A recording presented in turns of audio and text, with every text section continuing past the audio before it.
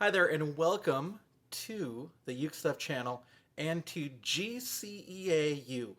This is a series that is intended to help brand new players make it through the first chords, play their first songs in a systematic way, instead of just throwing a bunch of chords at you at one time and saying, there you go, you know it all. So, my name is Dr. Christopher Russell. I actually do hold a doctorate from the University of Minnesota in music, and I am a music educator. That's my main job. In addition to what I do as a music teacher, I also run the YouTube channels Uke Play-Alongs and Ukestuff, and run the different blogs Ukestuff.info and techandmusiced.com. So that's just a little bit about me as we get going here. Now, the purpose again of this entire series is to offer a free resource forever for people to use as they're starting on the ukulele. This really came out of COVID-19 in 2020, where I had a bunch of students that asked where they could get ukuleles from, and then they asked where they could get instruction from. And I realized that there were really no free systematic just get going courses, and that's what this one is all about. Now, you can download the actual GCEA U book at Ukestuff.info. Just go to Ukestuff.info and go to the tab for GCEA University, and you can download the entire booklet there. Also, there is a Facebook group for GCEA U. You can look for it, and that's where you can actually post your final projects as well as any questions or comments you have about this series. And while the series is free, if you want to make a donation towards this work, you can do that at buymeacoffee.com/ukestuff. Now, this is the first video in the 102 series, which is really intended for you after you buy an ukulele and after you've unboxed it and tuned it for the first time. If you haven't watched the 101 series yet, you should start there, especially if you're a person that's going for the certificate at the end of this course. Right, if you're following along in the printed document, we're going to start with the discussion of holding the ukulele. I guess that makes sense, right? How do you hold this thing? So the very first thing is you hold it next to your body, and you hold the bottom of the ukulele with your right arm. Now, if you're a left-handed player, you're going to have to flip that. I'm not going to go into that in these videos if you're a left-handed player. There is a part about left-handed players in the 101 series of videos. Now, the sound hole should face away from you. This one has a very different sound hole. This is my Enya Nova, and it has those little lines. It also has a side sound port that goes back towards me. But that sound hole should face away from your body. A lot of beginning players end up trying to play like this, almost as if it were a lap guitar or something. But even if you have to check for a second, make sure that you put the ukulele back before you start playing. With your left hand, you're going to hold the top of the ukulele with your left hand, and your hand has a natural balance point. There are a lot of ukulele teachers out there that will tell you to put your thumb right behind in the middle of the neck, and truthfully, that actually doesn't work so well for a lot of people. Your thumb should actually be free to move, and there's a resting point on your hand where you can rest the neck of the ukulele, and that will allow you to move freely up and down. Again, some teachers will really insist on that thumb being back there. I'm not going to agree with them. But what you don't want to do is wrap your thumb around too far or try to play chords with that thumb for now. Just for now, make sure that that thumb doesn't go too far over as you're playing the instrument. Your left hand is going to be making chord shapes while your right hand is going to be strumming. Now, as you play, generally you're going to want to play on your fingertips. There are people that actually draw dots with a pen on the fingertips of their students so they can think about where they have to play to get the fingertip to press down on the string. And as I move around on the instrument, even though I may change position from time to time, my wrist is generally in alignment with my arm. I see a lot of ukulele players that end up playing with a very strange angle to the wrist, and again, that's not going to help you to move fluidly. You want the ability to be able to move your wrist as you need to, but you never want to have that huge bend in your wrist. When you make chords, you're going to have to be using the fingertips, and you only want to press down hard enough to get a clear sound. If you don't press hard enough, you'll get this sort of sound. And if you press too hard, you'll just exert too much energy. It's really all a matter about playing around and seeing how hard you have to press to get a good clear sound. And as you're learning how to play, your fingers are going to hurt, especially your left hand and maybe even your right hand if you're strumming too hard or whatever. So be ready to take breaks every now and then. Some people even suggest doing things like aloe. I never have really had to do that, but do take breaks. Don't play too much either. There is a kind of a happy medium as you're starting to learn a new instrument. And the final thought I want to share with you is, you notice I have a Ukestuff.info strap, but many ukuleles come with a strap or strap buttons, and they can help you in a couple of ways. They can help make sure that the ukulele stays in that 10 o'clock position with the neck up. You don't want it to dip down. But it can also help you in just supporting the ukulele. So I can let go and my ukulele isn't going to fall to the ground. There are different kinds of straps that may not support the ukulele in such a way. But what this means is that even if I let go of my left hand to make a chord, I'm not having to support the neck all the time. It gives me some freedom and movement. There are some players, I will warn you, that will tell you that you shouldn't use a strap, but in the real world, where people are learning how to play and having fun with it, sometimes having that freedom of not worrying about dropping your ukulele or supporting the ukulele, it's really a help in the process.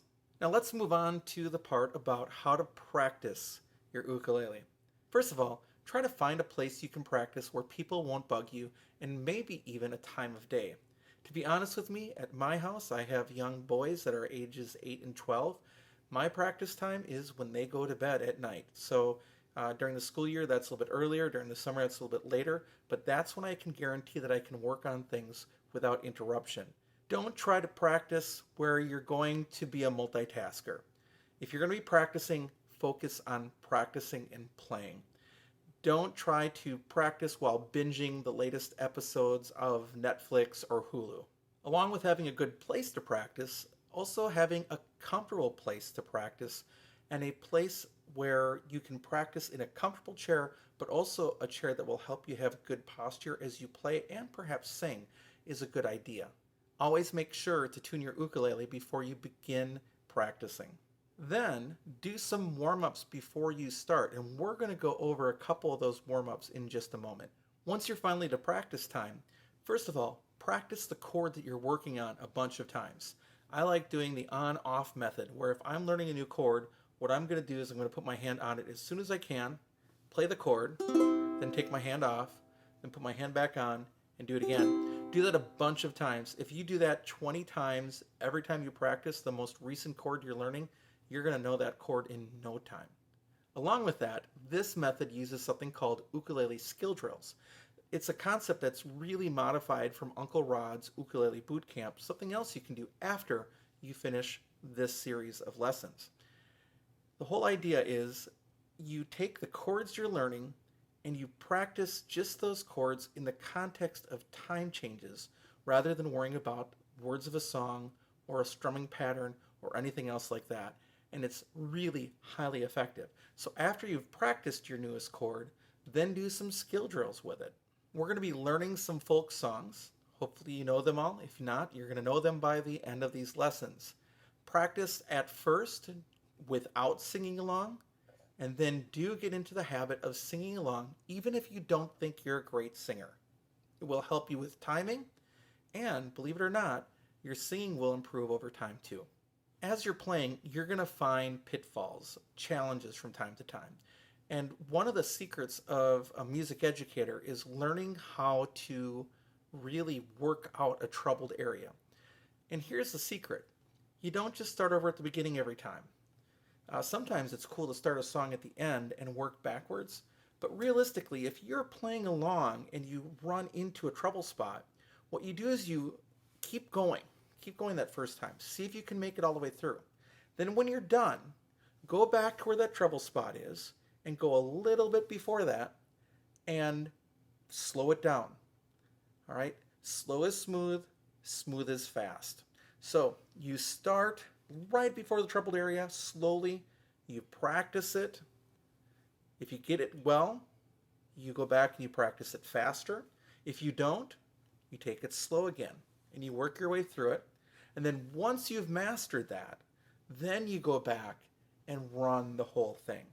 The real danger that a lot of people have that aren't trained in music education is that they get something wrong, so then they go back and they do the whole song again.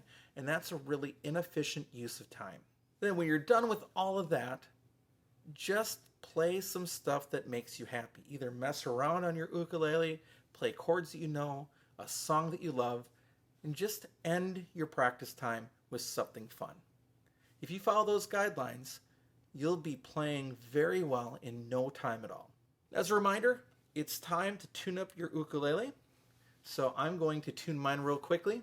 There is a part on tuning in the 101 videos of this series.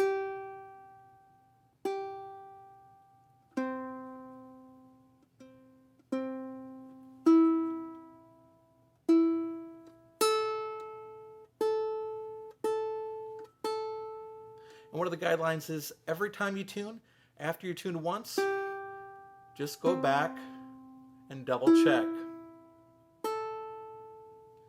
Now let's take a look at our first warm-up. First of all, we've got to talk a little bit about the ukulele grid. If you think about it, the string closest to the floor is string 1. And then it goes up towards your nose or towards your head. So string 1 is towards the floor, 2, 3, 4. All right, so you've got 1, 2, 3, 4 going up. And then the frets go this way. Now, fret is a confusing term for a lot of people because, yes, those little lines are called frets.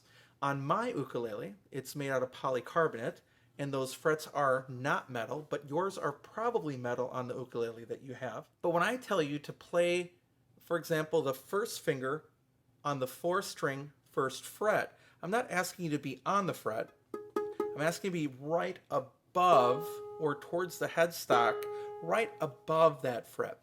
Now, in the diagrams we're going to see, and we'll be talking about that very soon, the diagrams will often show you in the middle of that space between the previous fret or the nut and the actual fret that you want to play. It'll show you in the middle, but it's almost always best to be as close as you can to the fret without being on the fret so you get the clearest sound with the least amount of effort. If you play at the very top of the fret, sometimes it's harder to press down, but if you're right next to the fret and not on it, it requires very little tension to play. Now with our left hand, which is going to be up here holding the ukulele at the top and making chord shapes, index finger is 1, second finger is 2, ring finger is 3, pinky is 4. This exercise is called the caterpillar exercise, and what we're going to do is assign one finger to each of the first 4 frets and play up and down on each string. So here's how this is going to work. I'm going to play on the 4th string, okay, the one closest to me. I'm going to play open with no fingers, put my first finger down and play the 1st fret, leave it there, add the 2nd finger, leave it there, add the 3rd finger, leave it there, add the 4th finger, and then take them off.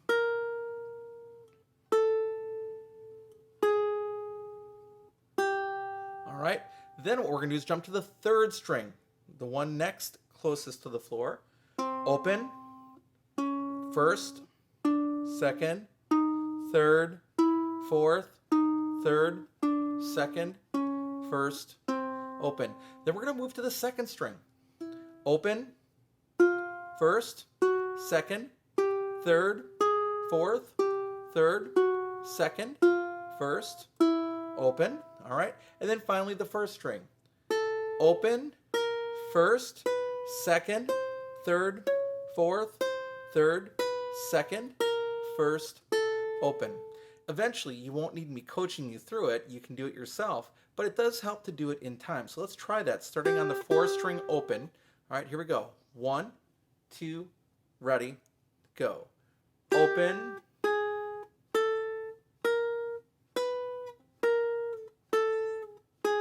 change to the 3rd, open,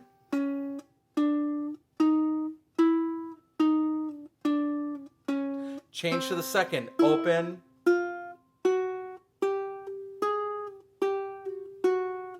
change to the 1st,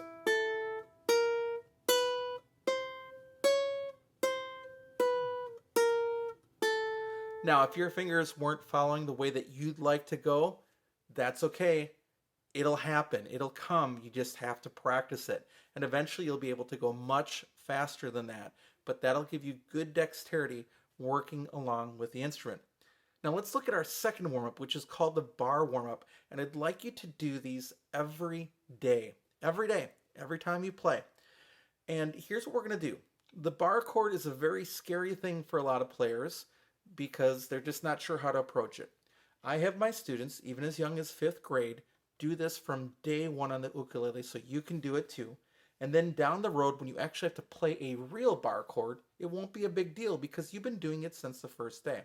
What you're going to do is take your first finger all by itself and lay it across the strings right above the 5th fret. All right? Now, a couple things to think about here. You got to make sure that the grooves of your fingers don't actually allow the strings to not press down all the way. You want to think about holding the ukulele firmly with your right arm and pulling against the fretboard as if you were going to launch something off of it. Then you need to just support lightly with your thumb. But if I'm pulling against the fretboard like that, I can get that sound without my thumb even being involved. Once I put my thumb there, it's super stable, super easy. And then the other thought I want you to have is think about pressing down from this side rather than this side. A lot of players think about trying to, there's hardly any muscle there, right, in the tip of that finger, but there's much more there. So if you're thinking about pressing down there, that's going to be a much clearer sound. Now, this may not be perfect today, and that's okay. It's, again, practice. This is where you start. So what we're going to do with this one, with the bar warm-up, is I'm going to have you play the 5th fret with the bar, and then just go up each fret.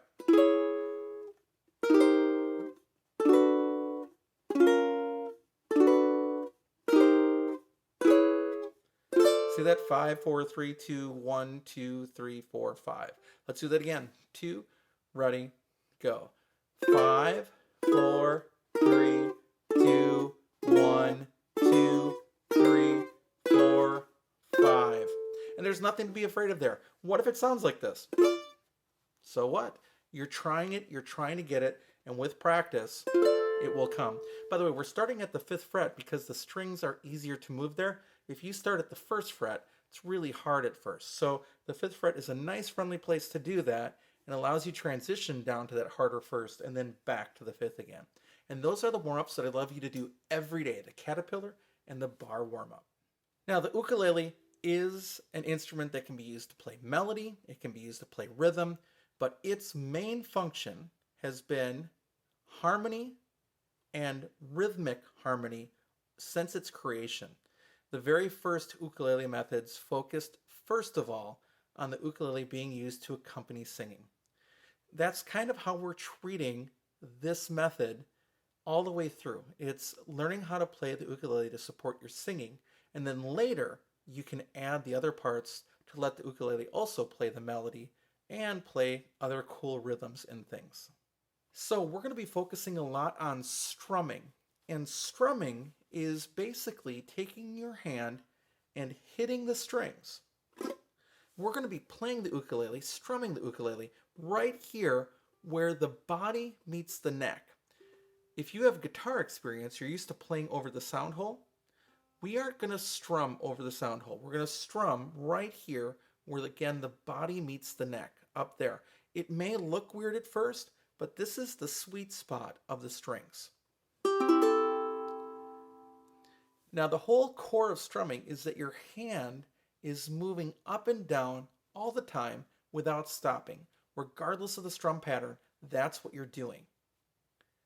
Now, if you'll notice, my arm really isn't moving, but I can strum very fast. I'm not going to press any strings down. I can play super fast without having to move my arm much at all. And the secret is, first of all, the Hawaiian approach will teach you to use your index finger to strum. That may hurt at first, but you'll get used to it. And the whole idea with that pointer finger, that index finger, is that you point at yourself and you point at the floor. And you sort of get a wrist motion there. Some people say it's a little bit like turning a door. Not exactly, but I see what they're saying. Another real famous teacher says, point yourself, point to the floor, and that's strumming. And what you want to do is you want to hit the strings and play through the strings.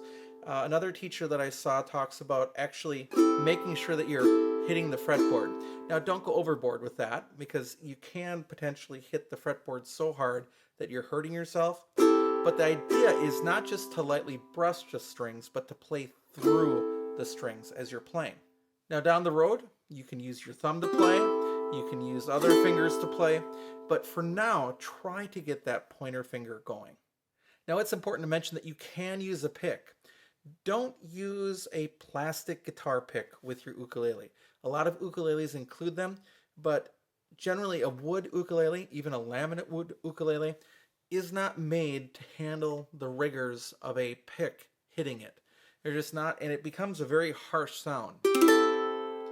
So generally, if an ukulele player is going to use a pick, it'll either be their natural nails, which I don't grow out, but some players do, or you'll use a felt pick or a leather pick. Here's an example of a leather pick. And the felt and leather will give you a louder sound than a finger, and a different sound because you have a nail involved. But a leather or felt pick will at least approximate more of a sort of a human tone and will not damage your ukulele. If you're going to use a pick, holding it is important. So you need to make, your hand like that and then put your thumb over the end as you're picking. If you don't want to hold it, like with two fingers, you actually need the support as if it were part of your hand. So if you're going to use a pick, that's okay, but just understand that, again, the Hawaiian method is to use your index finger. Another thing I want you to know is that strumming patterns are always a suggestion.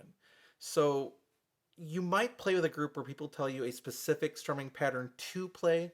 You may look at a video and be asked to play along with that video, specifically as it's written.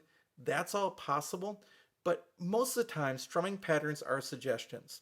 A lot of people get really uptight about doing the right strumming pattern, and what I'm here to tell you is that there really is no such thing. There's just strumming patterns. Now, there are strumming patterns that may not work with a particular song. I'm not going to doubt that. That's truth. But at the same time, there's a whole lot of different things you can do with almost any song, and there is no wrong answer. In music education, it allows us to have students at different levels. Really advanced students can play a very difficult strumming pattern, and beginning students can play a very simple one. So that doesn't make either one of those students wrong, it's just different.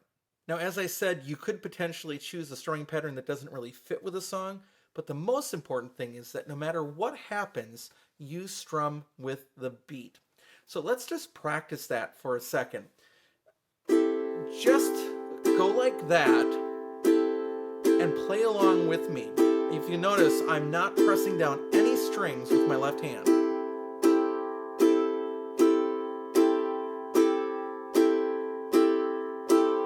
You got that? Keeping a steady beat is so important in music and so important with the ukulele because this is your lifeline with harmonic rhythm. It's going to drive you in terms of supporting your singing, and it's going to keep you on the beat. So being able to keep a steady rhythm is important. If you can't do that yourself, it is a good idea to get a metronome to help you with that process. Now let's say you're playing a song and you mess up the strumming pattern. Guess what? Don't quit. As soon as you can, wait for the next part to get in and jump back in again. So as we're learning a song or singing a song, if you mess up, don't give up. So just stop, listen for where you need to be, and jump back in again. And this is true for all music. No matter what you do, no matter what you play, if you mess up, don't give up. Get back in the game. Jump back in as soon as you can, and then you will get it. So again, don't let failure be fatal. Keep going. Keep going. And then finally, once again, remember, there is no right answer for strumming. You're going to find people that tell you that there is. Run away, because again, there's a lot of flexibility in what you can do. Now let's practice strumming again, without pressing down any strings. So you might have to support your left hand. I've got, again, the strap, so I don't have to worry about it. But let's play some basic strumming patterns. We've already done the first one. I'll show it to you, and then you do it. First one is just going to be 4 what we call down strums. And if you'll notice, my hand doesn't stop moving. Join in anytime you want to.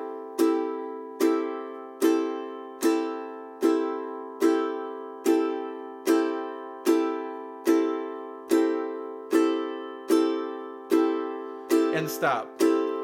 Now, that's not that exciting, right? But there are songs and times that you just want to play the downbeats. That's absolutely true. Now, here's the next one. We're not only going to hit the strings on the way down, but we're also going to hit them back up. So we've got a down and an up. It's going to sound like this. Why don't you join me? Ready? Go.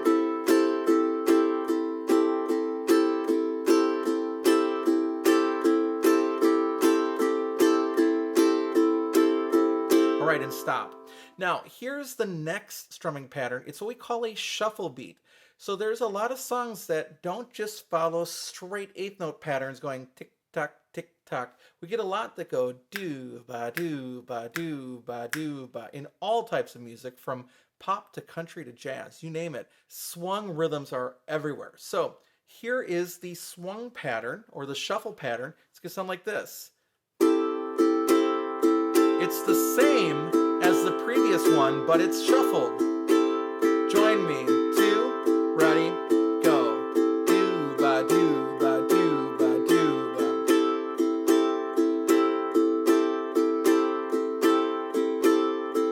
All right, and stop.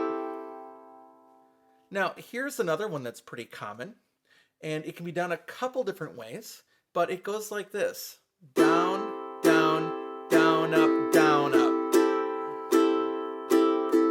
Try it, and if you have trouble with it, say it. Down, down, down, up, down, up, down, down, down, up, down, up, down, down, down, up, down, up, down, down, down, up. Now, the last one is the hardest one we're going to look at right now, but it's a very, very important strum because it works all over the place. It's called the island strum. And people get really uptight about it. But remember, if you've noticed, your hand just keeps going up and down. And if you're not playing the note, you're missing the note. So you're either actively playing or you're actively missing. It's always going up and down. So the island strum goes like this: down, down, up, up, down, up, down, down, up, up, down, up, down, down, up, up, down, up, down, down, up, up, down, up. All right, you got that? Down, down, up, down, up. Say it out loud as you do it, and go. Down, down, up, down, up, down, down, up, down, up, down, down, up, down, up, down, down, up, down, up, and stop. That's the island strum, and that's a great one to practice when you get some time because it's useful all the time in music. Now, in ukulele music, there are 3 types of music notation that you're going to see. You're going to see traditional written notation. You're going to see something called tablature, which actually shows you the lines of the ukulele and a number that tells you which fret to press. But in this method, all you're going to see are what we call chord diagrams. And I want to talk to you really quickly about what that means. A chord diagram is going to give you a letter name. So I'll put this one up here. It's going to be the C chord, and it's going to be your first chord. So what the diagram shows you the nut, generally. It's that really thick line on the top, shows you the frets, and it shows you the strings. String 1, 2, 3, 4. All right. So you've got strings 1, 2, 3, 4, frets 1, 2, 3, 4, 5, nut, and then these diagrams show you even which finger to press. So in this case, we're going to use our ring finger on our left hand on the first string, 3rd fret, just like that. That's what we call the C chord. Now, if you notice, as I'm playing this, the fretboard, or that little chord diagram, is right in front of you like that. That's what you're looking at. As if I was to look at it, it'd be like looking like that on my ukulele, to think about where I'm putting my fingers. And that's how you read a chord diagram. Now, for every chord we're going to play in this method, we're going to play all 4 strings all the time. There are some chords you don't play all four strings, but that's not going to be the case in this method. All right, we've gone through a lot of work to get to this point. Here's again playing your first chord, the C chord. On GCEA ukulele, the C chord is made with one finger. It's a one-finger chord. It's on the first string, third fret, with the third finger. And you want to play on the fingertip. Have a nice round shape there as if you were saying okay with your ring finger. All right, that is your C chord. Then you can play through. You can strum all the strings with your thumb. You could play it with your first finger, or even if you had a pick, you could play with a pick. Now, if this sounds weird like this, it could be that your finger's not behind the third fret. It could mean that you're not pressing down hard enough, or it could mean that you're accidentally hitting other strings. So make sure you're on the fingertip and you're only playing that string of that note. This is going to lead us to our first song, which you should know. It's Row, Row, Row Your Boat. Now this is simplified a little bit so we can only use one chord, but we're going to do this in a couple of ways. We're going to use a couple different strumming patterns. Here we go. Do it with me. We'll start off with just down strums like this. Join me. Here we go. Row, row, row your boat gently down the stream. Merrily, merrily, merrily, merrily, life is but a dream. All right, keep going with it. Let's do it one more time. 2, ready, go. Row, row, row your boat gently down the stream. Merrily, merrily, merrily, merrily, life is but a dream. Now what we're going to do is we're going to switch up to a different strumming pattern. We're going to use the shuffle strum that we learned about just a few minutes ago. It's going to go like this. Join in with me whenever you can. 1, 2, ready, go. Row, row, row your boat gently down the stream. Merrily, merrily, merrily, merrily, life is but a dream. Again. Row, row, row your boat gently down the stream. Merrily, merrily, merrily, merrily, life is but a dream. All right, and we'll stop there. Now, before we go on to this final strumming pattern I want to throw at you, just do a couple checks. Are you on the fingertip? Are you using your third finger on the first string? Side note, a lot of people want to try to use other fingers there. Later on, we're going to be changing chords. So you really want to make sure that for now, you're using the suggested fingering. So even though it may feel a little unnatural, use that ring finger for now. Later, after you've learned all your chords, you'll actually be changing finger positions to whatever works best for a particular chord change. But for now, just learn the standard chord fingerings that are there. All right, our last strumming pattern is also going to be swung and shuffled, and it's going to go like this. Down, down, down, up, down. Just like row, row, row your boat. I'll start it and we'll sing. Here we go. 1, 2, ready, go. Row, row, row your boat gently down the stream. Merrily, merrily, merrily, merrily, life is but a dream. Hear that? Down, down, down, up, down. Another quick question. Are you using your first finger? Are you using your wrist? If you use your arm, it's going to sound really weird and really rigid. And make sure you're playing where the body meets the neck. Let's do it again. 1, 2, ready, go. Row, row, row your boat gently down the stream. Merrily, merrily, merrily, merrily, life is but a dream. One more time. Row, row, row your boat gently down the stream. Merrily, merrily, merrily, merrily, life is but a dream. And stop.